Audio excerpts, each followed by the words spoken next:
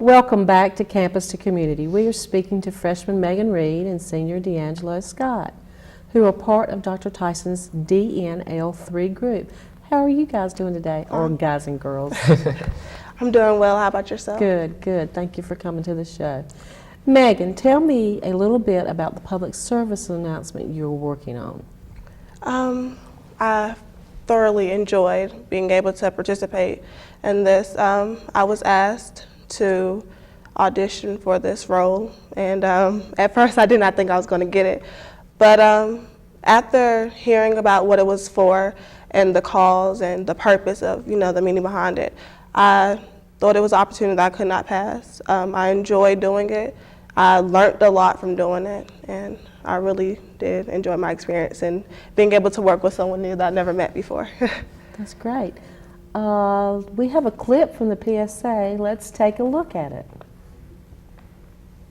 Hey babe, so there's a new movie out. We can go see that and get something to eat, alright? Can I use your restroom really quick? Yeah, babe, love you. Love you too.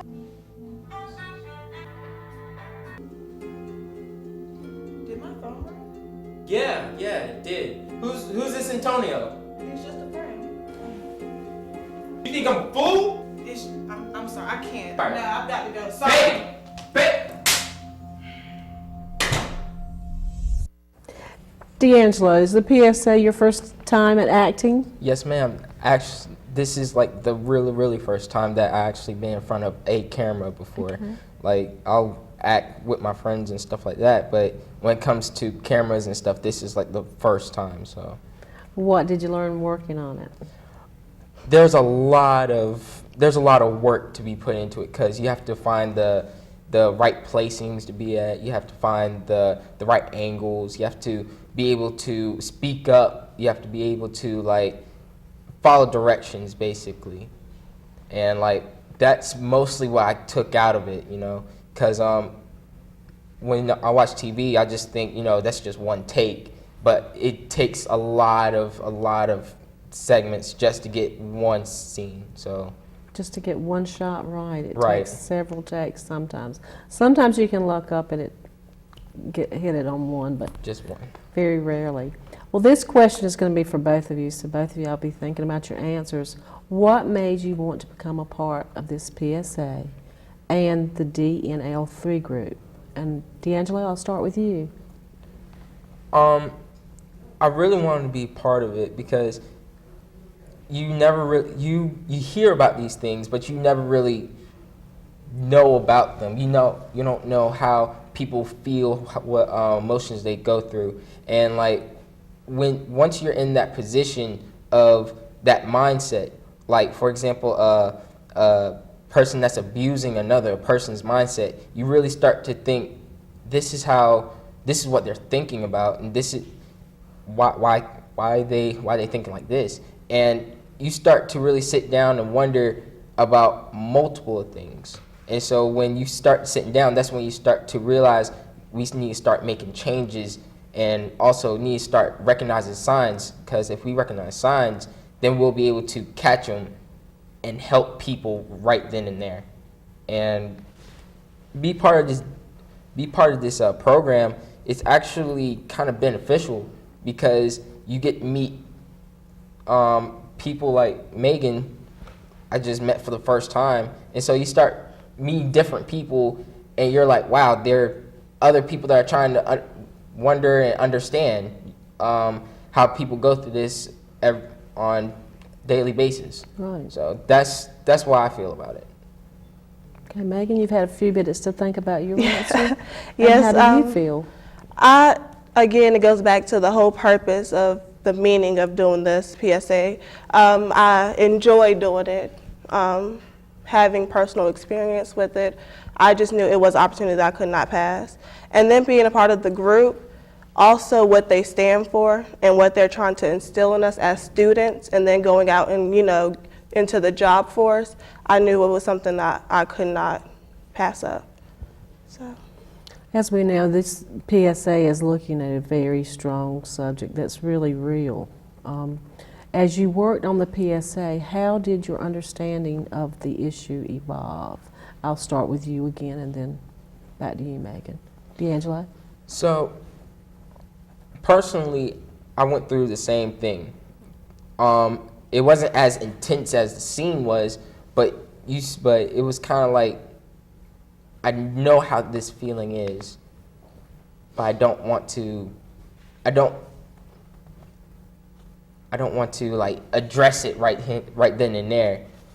The issue of like domestic violence, especially with teens, it's very common, and like you don't see it nowadays, and like you think it's mostly an adult thing, but also teens that are in relationships go through it too. So you start to really be like, this is what teenagers are going through. I thought this was just an adult issue, and like I start to really think about it and be like, okay, so I need to start looking at both groups, not just adults, but teenagers, because teenagers take it to a whole different extreme other than adults.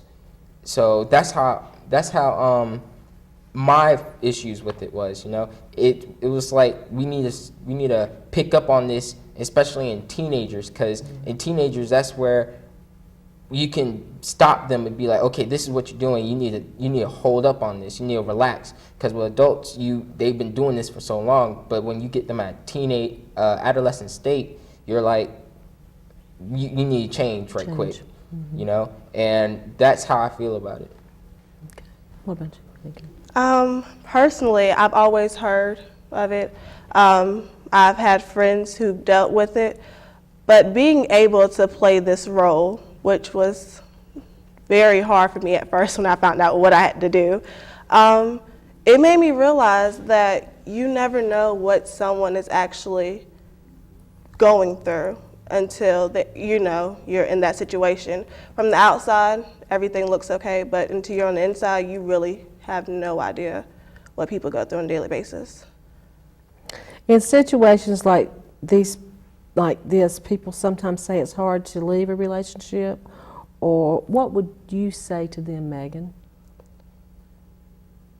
Personally, I would say find someone that you feel comfortable telling them exactly what's going on. And once you feel comfortable, you ask them for help to get you set free, help to get out of the situation, because it's a mental thing. It's not always physical, but it's mental.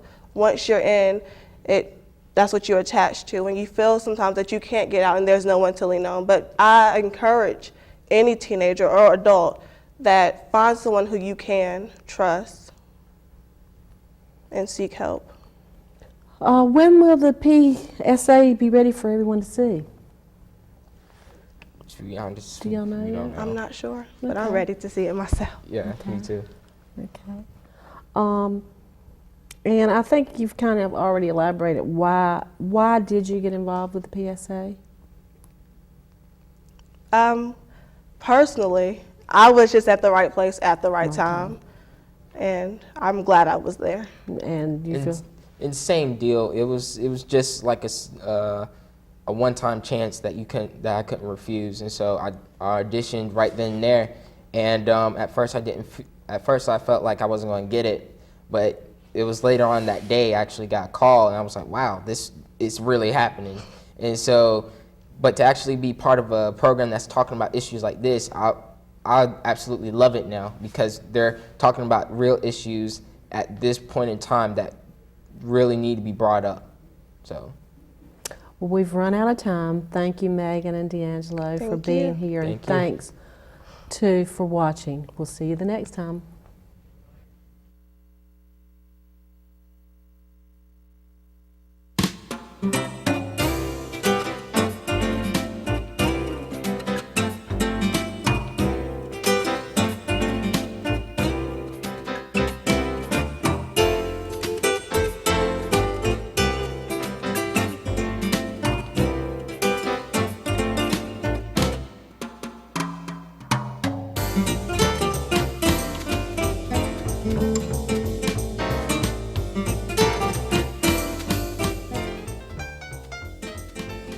Mm-hmm.